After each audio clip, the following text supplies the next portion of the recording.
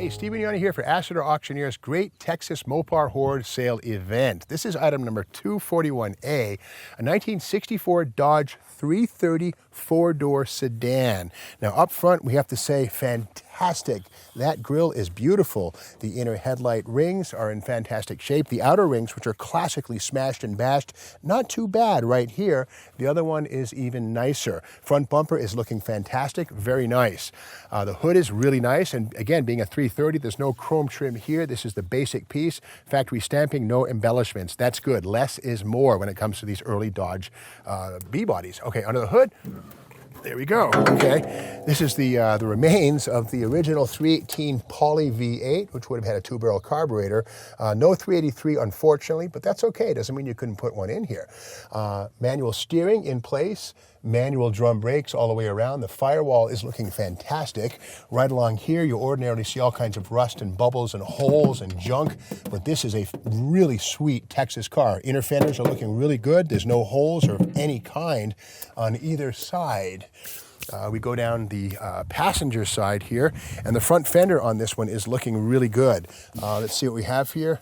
Wow, rust-free, no dents, no Bondo, no plastic, well-preserved metal, beautiful. The fender lip is nice, very well defined, no rust. Down here is absolutely pristine. These front fenders are fantastic, no rust at all.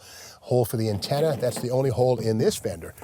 Windshield is out, no biggie, you can get those. It is a four-door, so we look down low here and no rust at all. A little bit of bubbling looking there. The magnet is attracted fully, so another 5 years that will come through, but otherwise, very solid. Inside, take a peek, we see the original rubber floor mat. Yup, that's what you got in a 330, not carpeting. The dashboard shows the 3-speed manual on the column. Yes, this is a 3-speed stick. Factory AM radio still in place. The glove compartment says Dodge 330. Indeed, that is the series number. There's a 330, the 440, the Polara, the Polara 500, and this is the bottom level car, which is a good thing because less is more when it comes to these super stock era Dodges. Now this is a four-door sedan, same basic roofline as a two-door sedan. The rear door on this one is also in fantastic shape, no rust. The magnet sticks everywhere. That is wonderful. And something that people will do, because two-door 64 Dodge posts are so hard to find, they'll actually take a four-door and turn it into a two-door. It's something that's done. This would be a great candidate for that. And the guys who do that, you know what I'm talking about.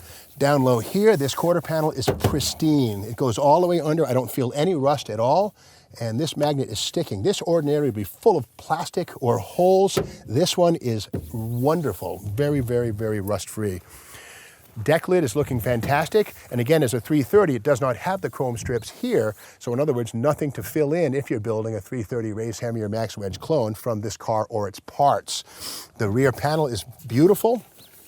Has a California license plate. October of '95 apparently is the last time this was registered. Oceanside, California is the shout out on the license plate frame. Coming down this side, the rear quarter panel here, equally beautiful.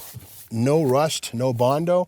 The magnet sticks everywhere. Now, there's a little discoloration here, and yes, in 5 years, that will be a hole. But right now, it's just a small amount of surface corrosion coming from the back side. But again, ordinarily, these things are gone. They're rotten, they're crusty. Not here. The wheel lip is beautiful, and this is the correct original 1964 final year two-piece axle with a nut and the cotter pin. That would go away for 65, but it speaks to this car's originality. Again, the B-pillar is really, really nice. The back door is fantastic, no rust. The bottom of the rocker also very much rust-free. The magnet sticks everywhere. No issues with rust on this one. That's great. Let's look inside. And yeah, okay, it's sun-tanned on top of the dash. You know, you would be too if you lived out in the Texas sun year after year. But this device right here is pretty cool. This is the block-off plate for cars that were not built with push buttons. It goes right there. It's nice to see it here. And again, this is a 3-speed manual transmission with the clutch pedals and manual steering. A very austere package. Again, here's the factory rubber floor mat, and you paid extra for carpeting. So I love this. It's a very austere, low-line car. And let's get back to, finally, the driver's side front fender. Again, beautiful. Look at that. No rust at all. I mean, all the way down there. The paint's chalking, and I'm honored to wear this car's chalky paint on my hand, no problem. The wheel lip is fantastic. Down low here, no rust at all. And wow, item number 241A. I don't want to say part this car out, but this front clip is mint. If you're doing a 64 Dodge Race Hemi or Max Wedge steel nose conversion or copy, this front clip is something you need. Beyond that, a lot of folks are taking these 4-doors and turning them into 2-doors and cloning 2-door Hemi sedans, or beyond all that, just making it a nice, fun family cruiser. Either way, it's clean. You just don't find them like this anymore. Bid strong.